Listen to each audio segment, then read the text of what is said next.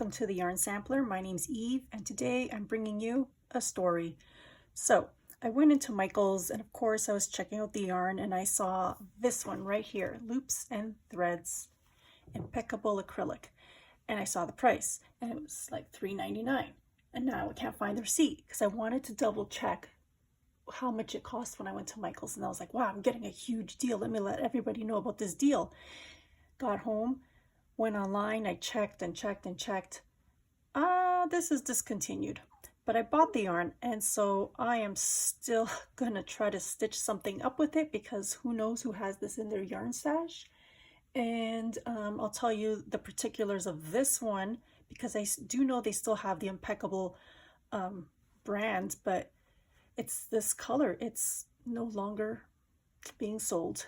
So it is the Loops and Threads Impeccable Acrylic.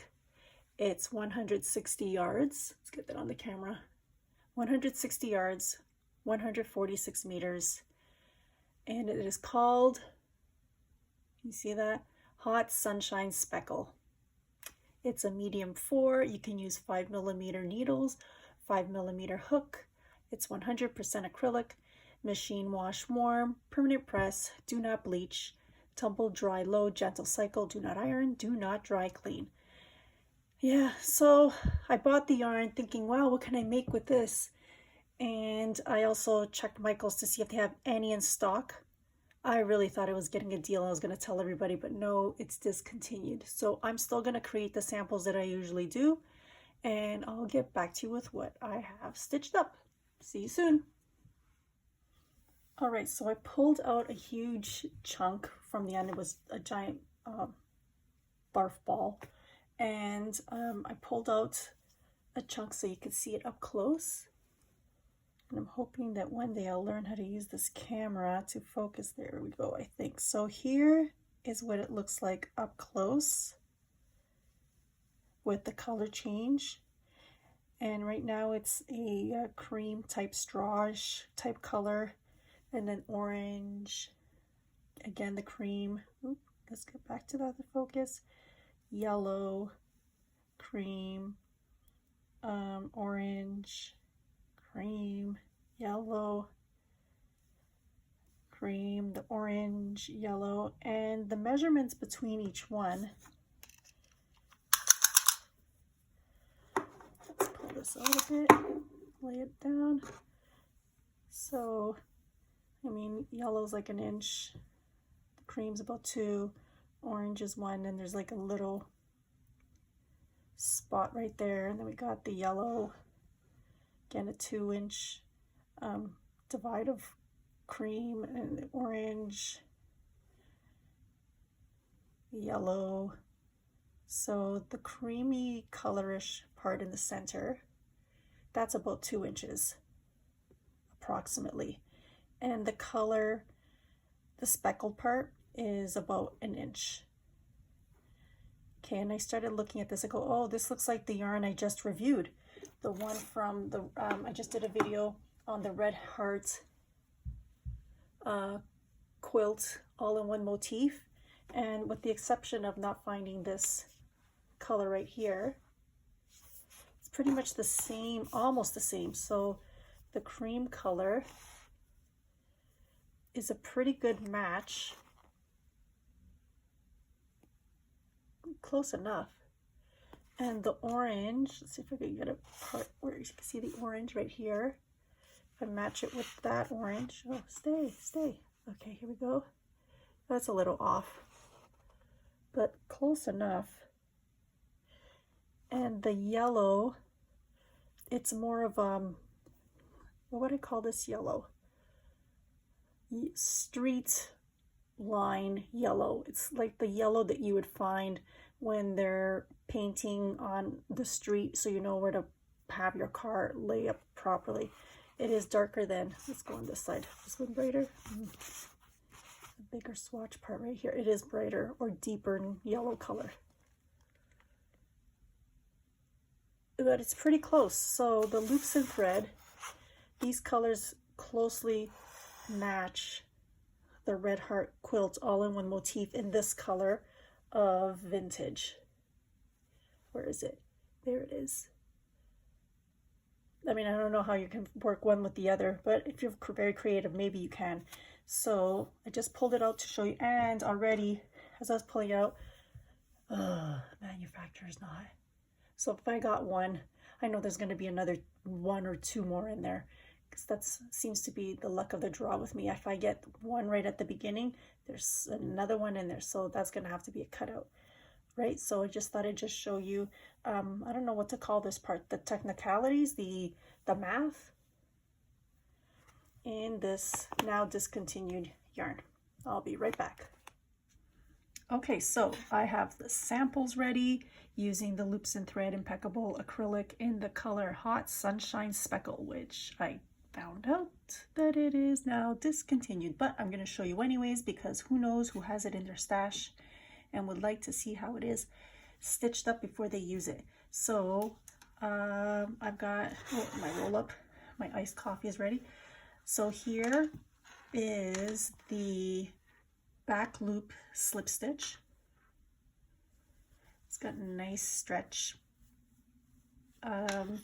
This would probably look good with maybe in a yellow cardigan, and this would just be like an accent color. I think this might be a bit much, maybe, unless you do the whole sweater like this and reverse it and do the ribbing around in the light color.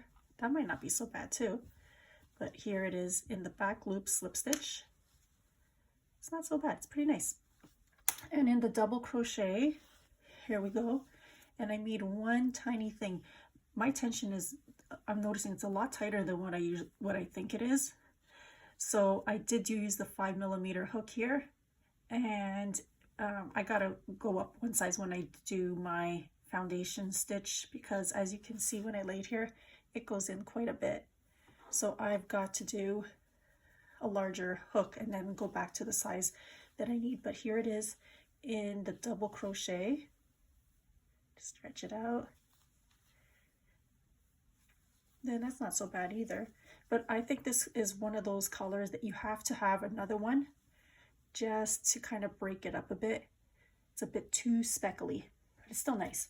And then my favorite stitch of all, it is the moss stitch, or also known as the linen stitch.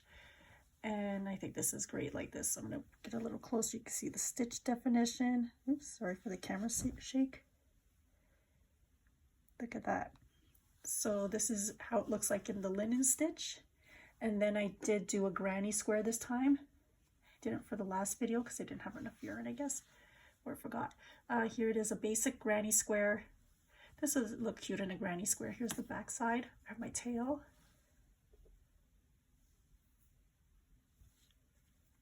And the granny stitch that I use is where you do a magic ring. So see like that, I could pull it if I want to. I didn't sew it in yet. And then I go around with the 4, but then I turn my work just so I have, it doesn't, it doesn't go so lopsided. And I did not wet block this at all yet. So that's what it looks like. This would look nice maybe with, I don't know, a white border.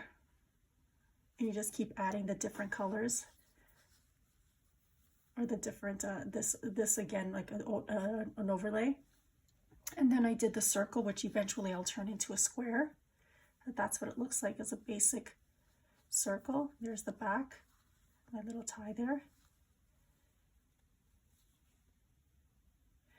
And I did a ball again, just to show you what it looks like in 3D. I did reduce the hook size to a 3.75, and that's what it looks like close up for those of you who do amigurumi. And you know what, it's not that bad because there's not a lot of halo on this. If you can tell, I'm trying to see if I could, there's not, yeah, you can't see, it's not that much of a halo on this yarn at all. However, it did split, so in some places, let's see if I could find where it is right here, and I didn't notice till later, it does split a little bit. And when I was crocheting, where I did see that it split, there's another one somewhere around here, I know what it is, but it does split a bit when you're using the smaller hook size.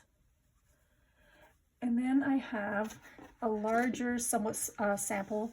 I have one more to make. Maybe I'll make two, but I'm going to unravel this one so I could do, I'll show you in a second. So right now, I made this sample, and this is called the staggered blocks, the staggered block stitch. And I picked this because when I was trying to figure out what other stitch can I show how this stitches up into something a little bit bigger, it kind of looks like candy corn. See if I can show you. Like, see right here, like this looks like a giant candy corn. Here it looks like a giant candy corn, and these colors, they are candy cornish colors. You know, they have the same flavor as candy corn, but this is the staggered block stitch. And now what I'm going to do is let me show you the back. Exactly the same. The stitch is great if you want your stitches to look the same back and front, as opposed to like something like a circle where you got this, where you have your right side and then the back side kind of looks a little funky. So this one looks nice on both sides. Both look like the right sides. And now I'm going to unravel this because I want to see, I hope I have enough yarn. I'm hoping I do to do the willow stitch square. And I'm just going to hope that it does. I'm doing one of these to see, hope and a prayer that I'll have enough to go around. We shall see. And I will be right back once I get this done up in this.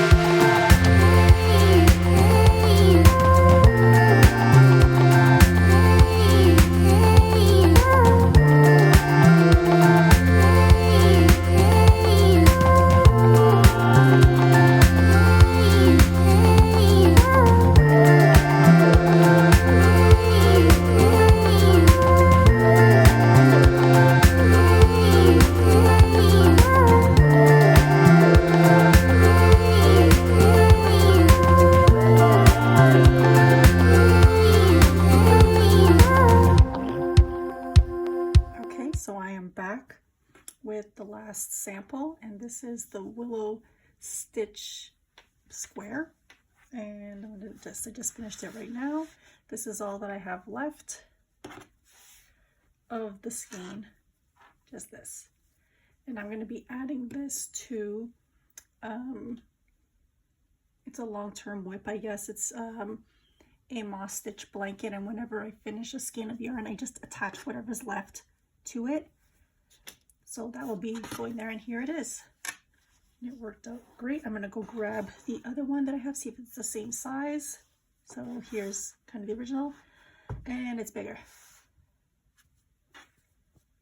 Both with 4mm hooks. So I'm gonna have to tighten this up somehow. But this is what it looks like all stitched up. It's nice and close up. And the back side.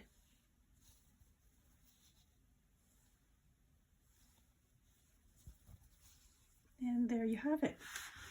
Hope you enjoyed this video. Please like and subscribe, and I'll be back soon with another yarn to sample up. Have a great day. Bye.